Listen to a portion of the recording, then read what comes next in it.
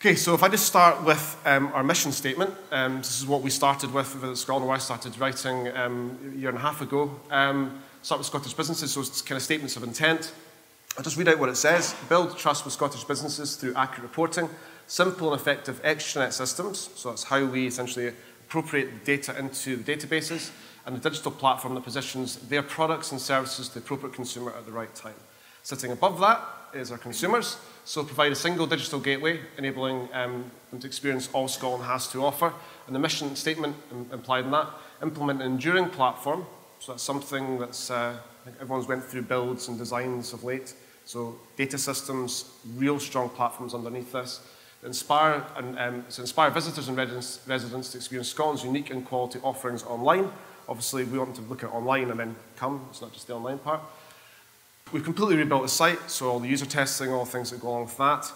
To give you a size and scale, we've just done, or we're in the process of putting 4.5 million redirects into place right now. So it is a massive task. We're taking 116 websites that Visit Scotland has, we're taking it down to one national website. So you can imagine the size and scale that's attached to that. One of the things that we thought would be really helpful is making every single thing within the site addable to a shopping basket, and that's addable to day trips, to different itineraries you want to put in place, so you can start to get a shape for it.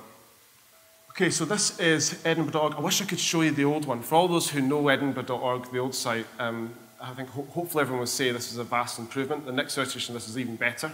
Well, I would say so, but I'm sure a few would say as well. One of the points I just made at the steering group a couple of days ago was people don't come to this site it's not the BBC, it's not the Guardian. You don't come to it for consumption on a minute-by-minute daily basis. If you want to, I'd be really happy, but it's not that kind of site. So what we have to do is work off principles of good design and structures which enable people to feel comfortable with what they've got. So Mega Navs is one of the great ways to do it. We have so many products in Scotland.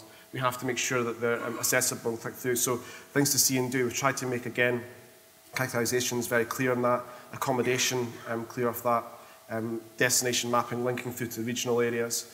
Other thing for this is, within the design, is it enables us, we have essentially 3 different rotations of this. Now, within those 3 rotations, you can imagine a home page that didn't have those rotations and the size and scale and the amount of information and the difficulty of applying that. So, user group feedback. So we went out to 250 people, samples, different user groups across the UK, based upon our segments, so people we know who engage. And we asked them a number of tasks, things to do within the site. And from the usability studies that came back, I'm glad they didn't come back with confused, cluttered, boring, bland, old-fashioned, and off-putting. And came back with some really nice positive things to say about the processes that come through and what our scoring was. We scored 2.41, which is that they feel in control, they understand what they're doing, they can get to things easily. And that's for me, that's a massive step forward in comparison to where we were. One of the things that we never really had before, we have a total suite of analytics at Visit Scotland, from CamPal to Site Insights to Google Analytics Premium. We've got a very, very robust analytics team that sit there. One of the things that we don't have is reporting to that granular levels that sit within the extranet listings. So that would be the number of visits to a product listing page, the links provided to our own website, emails sent, location maps viewed, added to shortlist bookings. So it's not just about, it's one thing I get all the time, I got no bookings from Visit Scotland.